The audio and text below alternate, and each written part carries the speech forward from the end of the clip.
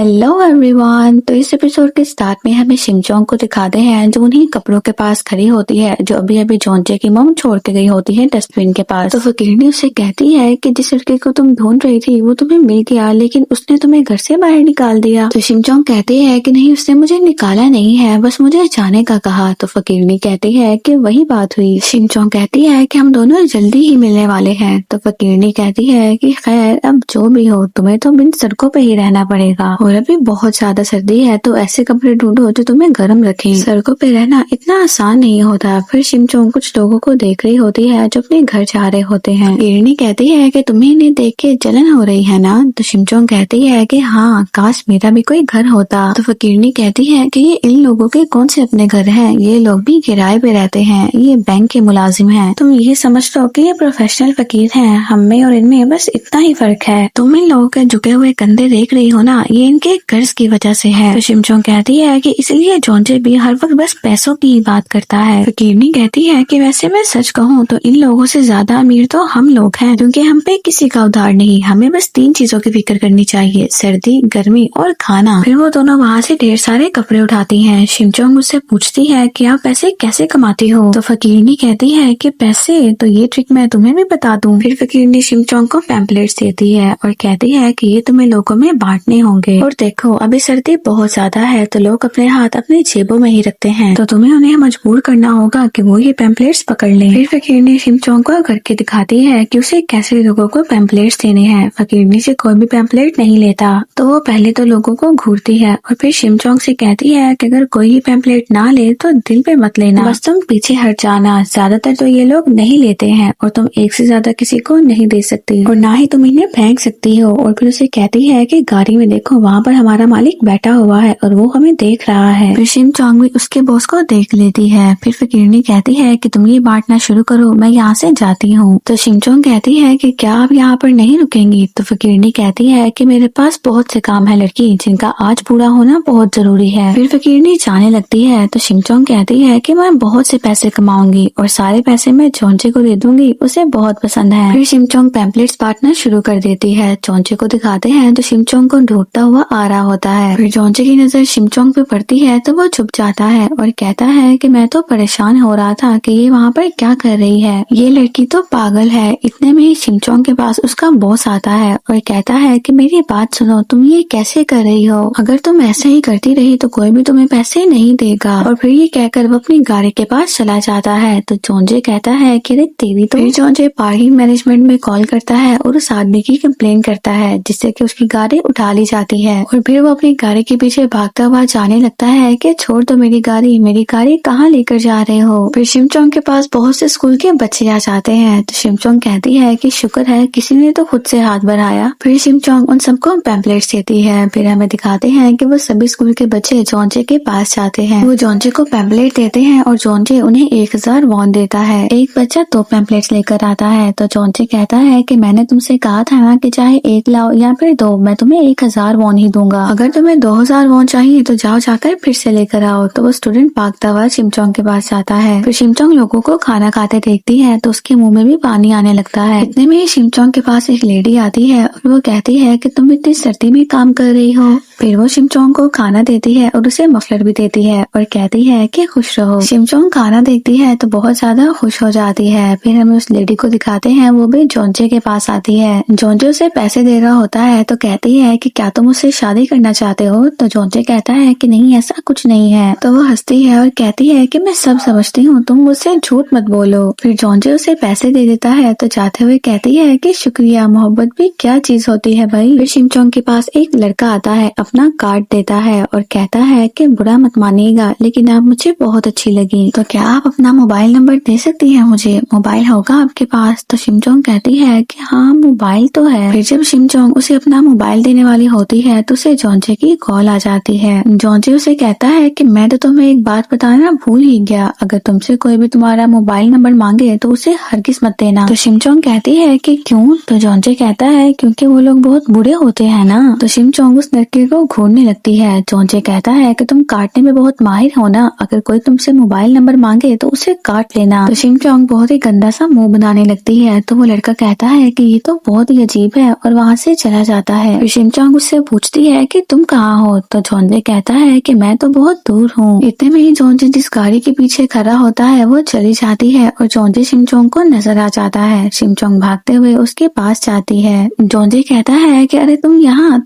हो। शिमचोंग कहती है कि जोंजे तुम यहाँ पर कब आए और क्या तुम मुझे देखने के लिए यहाँ पर आए हो। तो जोंजे कहता है कि मैं क्या तुम्हें पागल लगता हूँ, मैं तो बस ऐसे ही गुजर रहा था यहाँ से और कहीं तुम मेरा पीछा तो नहीं कर रही ना। तो शिमचोंग कहती है कि नहीं बिल्कुल नहीं, मैंने ऐसा कुछ भी नहीं किया। जोंजे कहता है कि खैर ये शोल है भी तो इतना बड़ा, कहीं भी कोई भी मिल जाता है इत्तेफाक से और तुम्हारी और मेरी मुलाकात भी इत्तेफाक से ही हुई है। शिमचोंग कहती है कि क्या हमारी इत्तेफाक से दोबारा मुलाकात भी हो सकती है। तो जोंजे कहता है कि पता नहीं, ये तो वक्त ही बताएगा और चलो अब मैं चलता हूँ। जोंजे जाने लगता है तो शिमचोंग उसे आवाज दे के रोकती है। तो जोंजे उसके पास आता है और कहता है कि देखो तुम मेरा नाम इतनी ऊंची आवाज से मत लिया करो। तो शिमचोंग उसके कान में कहती है कि जोंजे मैं यहाँ पर पैसे कमाने आई हूँ और सारे पैसे कमाकर मैं तुम्हें दे दूंगी क्योंकि तुम्हें पसंद है ना। और फिर शिमचोंग पैम्पलेट्स बांटने के लिए चली जाती है और जोंजे बस उसे देख रहा होता है। फिर हमें जोंजे के डैड और जियोंग को दिखाते हैं, वो दोनों आपस में बिजनेस की बातें कर रहे होते हैं। फिर जोंजे के डैड जियोंग से पूछते हैं कि क्या तुम घर जाने वाले हो। तो वो कहता है कि नहीं, मेरा अभी एक अपार्टमेंट है। तो जोंजे के डैड कहते हैं कि तुमने इतने पतले कपड़े क्यों पहने हुए हैं, खुद को गर्म रखा करो और कवर रखा करो। फिर जियोंग कहता है कि बाबा आप जोंजे को याद तो करते होंगे ना, इतनी ठंड हो गई है, मैं सोच रहा था कि वो क्या कर रहा होगा और आप फिक्र ना करें, वो जल्द ही मिल जाएगा। और क्या मैं उसे तलाश करूं। तो जोंजे के डैड कहते हैं कि नहीं, तुम उसे कैसे ढूंढोगे, वैसे सच तो ये है कि मैंने मिस्टर नाम से कहा था उसे ढूंढने के लिए और तुम्हारा शुक्रिया कि तुमने इतनी फिक्र भी की। तो जियोंग कहता है कि बाबा ऐसी कोई बात नहीं है, वैसे अच्छा होगा आप जब तक जोंजे को ढूंढ रहे हैं अम्मी को ना बताइएगा। तो जोंजे के डैड कहते हैं कि क्यों। तो जियोंग कहता है कि मैं आपको बता दूंगा। फिर जब शिमचोंग पैम्पलेट्स बांट रही होती है तो उसके सामने मादेयोंग आके खड़ा हो जाता है और पैम्पलेट लेने के लिए हाथ आगे बढ़ाता है। शिमचोंग उसे देखती है तो अपना पैम्पलेट पीछे कर लेती है और कहती है कि तुमने तो वही कैप पहनी हुई है। और फिर बारिश होने लगती है तो शिमचोंग भागते हुए वहाँ से चली जाती है। तो मादेयोंग कहता है कि इसने मुझे पहचान लिया। फिर शिमचोंग एक शॉप के बाहर आकर खड़ी हो जाती है। फिर हमें जियोंग को दिखाते हैं, वो जोंजे के घर के बाहर अपनी गाड़ी में बैठा होता है और रेडियो सुन रहा होता है जिसमें उन्हें मौसम के बारे में बताया जा रहा होता है कि बारिश को देख के लगता है कि ये थमने नहीं वाली और बारिश के साथ साथ बर्फबारी होने का भी अंदेशा है। और फिर देखते ही देखते बर्फबारी होने लगती है। शिमचोंग भी बर्फबारी को देख रही होती है। तो शिमचोंग के पास यूना आती है और कहती है कि तुम यहाँ पर क्या कर रही हो, फिर से किसी बच्चे के पैसे चुराने आई हो क्या। तो शिमचोंग कहती है कि अरे नहीं, अब तो मैं खुद पैसे कमा रही हूँ। और उससे पूछती है कि क्या ये पहली बर्फबारी है। तो यूना कहती है कि हाँ, ये सर्दी की पहली बर्फबारी है और वैसे भी इस बर्फबारी से क्या होता है, सिर्फ ट्रैफिक जाम हो जाता है। शिमचोंग कहती है कि इसका मतलब है कि मुझे जल्दी से नामसान टावर पहुंचना होगा। तो यूना कहती है कि तुम वहाँ पर जोंजे से मिलने जाओगी। तो शिमचोंग कहती है कि तुम्हें कैसे पता। तो यूना कहती है कि तुमने ही तो कहा था कि तुम जोंजे से मिलना चाहती हो। तो शिमचोंग कहती है कि तुमने सुन लिया था, मुझे तो लगा था कि इंसान मेरी आवाज नहीं सुन सकते। तो यूना कहती है कि तुम पता नहीं क्या बोल रही हो, क्योंकि शिमचोंग सारी बातें बस अपने दिल में सोच रही होती है और यूना को वो सारी बातें सुनाई दे रही होती हैं। फिर यूना कहती है कि अगर तुम्हारे पास पैसे हैं तो टैक्सी से चली जाओ और अगर कम है तो फिर बस से चली जाओ। तो शिमचोंग कहती है कि ठीक है, फिर हम बाद में मिलते हैं। फिर शिमचोंग नामसान टावर के लिए निकल पड़ती है। हमें जोंजे को दिखाते हैं, वो भी बर्फबारी को देखता है। फिर वो शिमचोंग की लोकेशन देखता है जो नामसान टावर ही आ रही होती है। फिर जोंजे चेंज कर रहा होता है और दोबारा से शिमचोंग की लोकेशन देखता है और कहता है कि इसे तो बहुत जल्दी है, कितनी जल्दी वहाँ पहुँच रही है, पता नहीं कब जान छूटेगी इस पागल से। तो चलो देखते हैं कि आखिर क्या बताना है इसने मुझे। और फिर लोकेशन देखता है और कहता है कि ये तो कुछ ज्यादा ही तेज जा रही है। फिर जोंजे नामसान टावर जाने के लिए घर से निकल पड़ता है और जियोंग भी जोंजे का ही पीछा कर रहा होता है। अभी तक तो जियोंग अपने फादर की साइड होता है और वो यही चाहता है कि जोंजे उसके फादर को मिल जाए। फिर शिमचोंग भी बस से बाहर आती है और नामसान टावर को देखती है और कहती है कि जोंजे मैं बस आ रही हूँ। फिर शिमचोंग रोड क्रॉस कर रही होती है और उसके आगे से जोंजे ही गुजरता है गाड़ी में। फिर शिमचोंग रोड के सेंटर में ही खड़ी हो जाती है और नामसान टावर को देख रही होती है और जोंजे भी शिमचोंग से थोड़ा आगे सिग्नल पे रुका होता है। इतने में ही शिमचोंग को एक कार हिट कर देती है और वो जख्मी हो जाती है और वो कार किसी और की नहीं बल्कि जियोंग की होती है। जियोंग बाहर आता है और शिमचोंग को देखता है और फिर शिमचोंग नामसान टावर को ही देखते हुए बेहोश हो जाती है। और फिर जोंजे को दिखाते हैं, वो नामसान टावर पे शिमचोंग का वेट कर रहा होता है और कहता है कि ये कहाँ रह गई है। फिर वो लोकेशन देखता है जो कि नामसन टावर के पास ही की होती है। शिमचोंग रोड पे बेहोश पड़ी होती है और जॉन्जे उसका इंतजार कर रहा होता है। फिर हमें जोशी रख के जॉन्जे को दिखाते हैं जो शिमचोंग के पास आ रहा होता है। फिर हमें दिखाते हैं कि शिमचोंग का जो दरवाजा खुलता है वहाँ से किमजू नहीं बल्कि मिस्टर नाम आते हैं और वो शिमचोंग से कहता है कि आप जल्दी मेरे साथ आएं। फिर वो दोनों भागते हुए वहाँ से जाने लगते हैं। फिर किमजू जो कि मॉडर्न एरा में सीयूही होती है वही मादेयोंग की बीवी होती है और जोशी एरा में उसका नाम किमजू होता है। सीयूही जॉन्जे के कमरे में आती है तो देखती है कि वहाँ पर शिमचोंग नहीं होती तो कहती है कि अच्छा तो अब तुम मेरे साथ खेलोगी, तो चलो ठीक है, अब मैं तुम्हें भी बताती हूँ कि जब मैं अपने पे आ जाऊँ तो मैं क्या करती हूँ। मादेयोंग के आदमी भी शिमचोंग को हर तरफ ढूंढ रहे होते हैं। फिर मिस्टर नाम शिमचोंग को एक गुफा में लेकर आते हैं और उससे पूछते हैं कि आप ठीक तो है ना। शिमचोंग हाँ में सर हिलाती है तो मिस्टर नाम कहते हैं कि अब आप यहाँ से बाहर बिल्कुल मत आइएगा। फिर बाहर जाते हुए रुक जाता है और कहता है कि क्या आप जानती हैं कि मैं कौन हूँ। तो शिमचोंग नाम में सर हिलाती है तो मिस्टर नाम कहते हैं कि फिर आपने इतनी आसानी से मुझ पर भरोसा कैसे कर लिया। खैर मैं आपको बताता हूँ, मैं सरदार का बचपन का दोस्त हूँ। तो शिमचोंग कहती है कि दोस्त, ये दोस्त क्या होता है। तो मिस्टर नाम कहते हैं कि दोस्त वो होता है जो आपकी हर बात का यकीन करे और हर मुश्किल में आपका साथ दे और अगर दोस्त की कोई मोहब्बत हो तो वो उसकी भी हिफाजत करता है। शिमचोंग कहती है कि अच्छा तो फिर तुमने इसीलिए मुझे बचाया है। मिस्टर नाम कहते हैं कि आप बिल्कुल भी बाहर मत आइएगा, मैं जल्दी से जाता हूँ और सरदार को लेकर यहाँ आता हूँ। फिर मिस्टर नाम बाहर आते हैं और कहते हैं कि मुझे तो कुछ समझ नहीं आ रहा, ये दोस्ती बिना इंसान से क्या क्या करवाती है, फंसा दिया सरदार ने तो। फिर जब मिस्टर नाम जाने लगते हैं तो मादेयोंग के आदमी उन्हें देख लेते हैं। मादेयोंग के आदमी मिस्टर नाम का पीछा करने लगते हैं और भागते हुए वो पहाड़ी से नीचे गिर जाते हैं। फिर जॉन्जे जब घर आता है तो अपने कमरे की बुरी हालत देखता है और फिर शिमचोंग को ढूंढने के लिए बाहर निकल पड़ता है। शिमचोंग भी गार में सर्दी में खड़ी जॉन्जे का वेट कर रही होती है और जॉन्जे उसे ढूंढ रहा होता है और फिर यूं ही ढूंढते हुए जॉन्जे की मशाल भी बंद हो जाती है और वो बेबसी से खड़ा हो जाता है। मॉडर्न इरा के जॉन्जे को दिखाते हैं, वो भी नामसन टावर के पास खड़े शिमचोंग का वेट कर रहा होता है। फिर हमें शिमचोंग को दिखाते हैं, जियोंग उसे हॉस्पिटल लेकर आता है। फिर डॉक्टर रिसेप्शनिस्ट से पूछते हैं कि क्या इसके घर से कोई कॉल आई है। तो रिसेप्शनिस्ट कहती है कि इनके पास से हमें कुछ भी ऐसा नहीं मिला है जिससे इनकी शिनाख्त हो सके। तो डॉक्टर कहता है कि फिर इनको नामालूम पेशेंट की लिस्ट में ऐड कर दे और पुलिस से कहें कि इनके बैकग्राउंड का पता लगवाए। इनका इस तरह से बेहोश रहना खतरे से खाली नहीं है, तो जल्दी से पता करवाओ और मुझे बताओ। फिर जब जॉन्जे घर वापस जा रहा होता है तो उसे रोड पे बहुत सारे पैम्पलेट्स बिखरे हुए मिलते हैं। जॉन्जे गाड़ी से उतरता है और उस पैम्पलेट को देखता है तो उसे याद आता है कि ये वही पैम्पलेट है जो शिमचोंग लोगों में बांट रही थी। फिर जॉन्जे को वहाँ पर मोबाइल भी मिलता है। जॉन्जे उस मोबाइल से 1 प्रेस करके देखता है तो उसी को ही कॉल होती है। फिर जॉन्जे कहता है कि पता नहीं अब उसे क्या हो गया होगा। फिर जॉन्जे अपनी गाड़ी में बैठता है और इमरजेंसी सेंटर में कॉल करता है और उनसे पूछता है कि क्या नामसन टावर के पास कोई एक्सीडेंट हुआ है और क्या यहाँ से किसी पेशेंट को हॉस्पिटल भेजा गया है। तो वो कहते हैं कि मुझे चेक करने में टाइम लगेगा क्योंकि बर्फबारी की वजह से बहुत सारे एक्सीडेंट हुए हैं, तो आपके लिए बेहतर ये होगा कि आप नजदीकी हॉस्पिटल में जाकर चेक कर लें। तो जॉन्जे कहता है कि ठीक है, मैं देख लेता हूँ। फिर जॉन्जे शिमचोंग के बारे में ही सोच रहा होता है और फिर जॉन्जे को गुस्सा भी आ रहा होता है। फिर जॉन्जे हॉस्पिटल जाता है और रिसेप्शनिस्ट से पूछता है कि क्या इमरजेंसी में यहाँ पर किसी को लाया गया है। रिसेप्शनिस्ट कहती है कि मुझे पेशेंट का नाम बताएं। तो जॉन्जे उसे नाम बताने के बजाय खुद ही अंदर जाता है और ढूंढने लगता है, लेकिन जॉन्जे को वहाँ पर शिमचोंग नहीं मिलती। फिर जॉन्जे दूसरे हॉस्पिटल में कॉल करता है और शिमचोंग के बारे में बताते हुए उनसे पूछता है कि क्या इस तरह का कोई पेशेंट आपके पास आया है। तो हॉस्पिटल वाले जॉन्जे से कहते हैं कि इस तरह का कोई भी पेशेंट हमारे पास नहीं आया है। फिर हमें मिस्टर नाम को दिखाते हैं जो जॉन्जे के डैड के घर आते हैं और सीवी से कहते हैं कि मुझे माफ कीजिएगा, सर को किसी फैमिली की तरफ ताजियत के लिए जाना पड़ा है और वो अपनी टाई घर भूल गए थे। तो सीवी साथ ही मिस्टर नाम को टाई पकड़ा देती है। मिस्टर नाम कहते हैं कि क्या उन्होंने आपको कॉल करके बता दिया था। तो सीवी कहती है कि छोड़ो इस बात को, आज हमारा साथ में डिनर करने का इरादा था लेकिन उसने मुझे मना कर दिया, लेकिन कोई बात नहीं, अब मेरा कहीं और जाने का इरादा है। फिर मिस्टर नाम जॉन्जे के डैड को टाई देते हैं तो वो कहते हैं कि आज मैंने उनके साथ घर में डिनर करना था, तो क्या तुमने मैडम को बता दिया कि मैं कहीं ताजियत के लिए जा रहा हूँ। तो मिस्टर नाम कहते हैं कि जी हाँ। फिर जॉन्जे के डैड जिस हॉस्पिटल में आते हैं वहीं पर जॉन्जे भी आता है और शिमचोंग को ढूंढने लगता है। फिर एक बेड पे जॉन्जे बहुत ही जख्मी पाँव देखता है तो आहिस्ता से आगे बढ़ता है तो वो शिमचोंग ही होती है। जॉन्जे शिमचोंग को हाथ लगाता है तो वो बहुत ज्यादा ठंडी होती है। तो जॉन्जे डॉक्टर को बुलाने लगता है तो नर्स कहती है कि क्या आप इसके साथ हैं। तो जॉन्जे कहता है कि जी हाँ, क्या आप इनका टेम्परेचर चेक किया है। तो नर्स कहती है कि जी हाँ, अभी थोड़ी देर पहले ही इनका टेम्परेचर चेक किया गया गया है, बस हम अभी इनके फ्रैक्चर की रिपोर्ट का वेट कर रहे हैं। तो जोंजे कहता है कि क्या मतलब है आपका, ये यहाँ पर ठंडी पड़ी हुई है, इसका ठीक से आके चेकअप करें। नर्स आती है और शिमचोंग का टेम्परेचर चेक करती है जो 29 डिग्री होता है। फिर वो जल्दी से डॉक्टर को बुलाती है और उसे बताती है। डॉक्टर शिमचोंग को देखते हैं तो कहते हैं कि इन्हें CPR दिया जाए और फिर वो लोग शिमचोंग को शॉक देने लगते हैं और शिमचोंग को जोशीरा की लाइफ का ख्वाब आने लगता है कि जब मादेओंग के कैद करने के बाद शिमचोंग ने पहली दफा जोंजे को देखा था और फिर जोंजे शिमचोंग को आजाद करवा देता है और फिर शिमचोंग की पल्स 0 हो जाती है। जोंजे शिमचोंग का हाथ पकड़ के बैठ जाता है और रोने लगता है। फिर शिमचोंग अपने ख्वाब में जोंजे का हाथ पकड़ती है और इतने में वो अपनी आंखें भी खोल लेती है। फिर शिमचोंग जोंजे को आवाज देती है तो जोंजे उसे देखता है और उससे पूछता है कि तुम ठीक तो हो ना। शिमचोंग कहती है कि मैंने ख्वाब देखा, तुमने ऐसे ही मेरा हाथ थामा और मैं जिंदा हो गई। फिर हमें नमदू और तेओ को दिखाते हैं। नमदू कहता है कि तुम्हें क्या लगता है जोंजे इतनी सुबह सुबह कहाँ गया होगा? यकीनन ये क्लब गया होगा। उस बेचारी लड़की को घर से बाहर निकाल के अब ये मजे कर रहा है। सही कहते हैं, शागिर्द उस्ताद से 2 हाथ आगे होता है। ये सारी बुरी चीजें उसने मुझी से सीखी हैं। फिर नमदू को जोंजे की कॉल आती है तो कहता है कि जल्दी से बोलो क्या कहना है। तो जोंजे उसे इंश्योरेंस के साथ एक फेक आईडी बनाने का कहता है तो नमदू तेओ से बोलता है तो तेओ उसे मना कर देता है। तो नमदू कहता है कि उसने मना कर दिया, आखिर तुम लोगों ने उसे क्या समझ के रखा है, वो अपना टैलेंट इन फजूल चीजों में जाया कर दे। और तेओ इतने छोटे छोटे काम नहीं करता। फिर जोंजे उसे बताता है कि ये शिमचोंग के लिए आईडी बनानी है और वो इमरजेंसी में है। ये सुनकर तेओ भी फौरन से काम लग जाता है। नमदू कहता है कि उसे हुआ क्या है, क्या उसका एक्सीडेंट हो गया है? उस बेचारे का तो यहाँ पर कोई भी अपना नहीं है, उसे तो आईडी की जरूरत होगी, मैं बस अभी आया। फिर शिमचोंग को दिखाते हैं जो जोंजे को देख देख के खुश हो रही होती है। जोंजे उससे पूछता है कि तुम ठीक हो ना? तो शिमचोंग कहती है कि जोंजे क्या तुम मेरे लिए परेशान हो गए थे? तो जोंजे कहता है कि हाँ। तो शिमचोंग कहती है वाकई? तो जोंजे कहता है कि हाँ ना। तो शिमचोंग कहती है कि क्यों?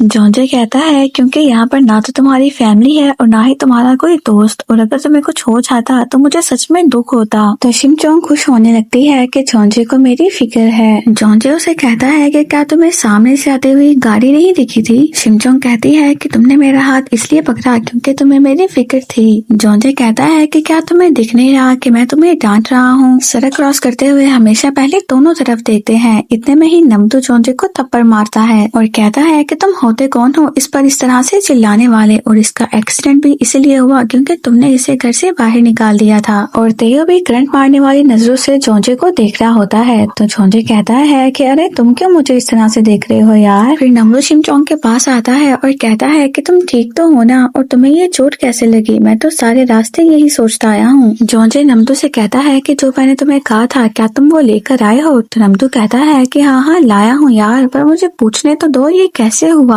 तो जोंजे नमदू को पीछे करता है और कहता है कि इससे ज्यादा बातें मत करो, डॉक्टर ने ज्यादा बात करने से मना किया है। तो नमदू कहता है कि चोट तो टांग पे लगी है तो बात करने से क्यों मना किया है? तो जोंजे कहता है कि मुझे क्या पता, डॉक्टर ने कहा है। और जोंजे बस झूठ बोल रहा होता है। तो नमदू कहता है कि क्या ऐसा होता है? तो जोंजे कहता है कि हाँ ऐसा ही होता है, और जाओ जाके अब एंट्री करवाओ। तो नमदू शिमचोंग से कहता है कि तुम आराम करो, और तेओ को लेके वहाँ से चला जाता है। फिर नमदू शिमचोंग की फेक आईडी देते हुए उसकी एंट्री करवाने लगता है। तो वहाँ पर डॉक्टर्स आते हैं जो शिमचोंग के बारे में ही बातें कर रहे होते हैं। डॉक्टर कहता है कि मैं तो डर ही गया था, मुझे लगा कि वो मर गई है, और फिर वो अचानक से ही जिंदा हो गई। उसका तो नाम भी बहुत यूनिक है, शिमचोंग। फिर चियोंग को दिखाते हैं जो पुलिस ऑफिसर के साथ होता है। पुलिस ऑफिसर्स उसे कहते हैं कि आपका अल्कोहल टेस्ट भी नेगेटिव आया है, और क्योंकि आपने पेशेंट की मदद की उसे फौरन से हॉस्पिटल लेकर आए और उसका इलाज करवाया, तो इस वजह से आप किसी बड़े मसले से बच गए हैं। तो आप पेशेंट की फैमिली से बात करके इस मामले को यहीं खत्म कर लें। तो पुलिस ऑफिसर फिर शिमचोंग के बारे में पूछते हैं। तो चियोंग उन्हें बताता है कि वो वहाँ है। चियोंग जिस तरफ इशारा करता है जोंजे भी वहीं खड़ा होता है, और जोंजे को पता चलता है कि एक्सीडेंट किसी और से नहीं बल्कि उसी के भाई से हुआ है। फिर जोंजे और चियोंग आपस में बातें कर रहे होते हैं। जोंजे कहता है कि तो वो तुम थे जिसकी कार से वो टकराई। तो चियोंग कहता है कि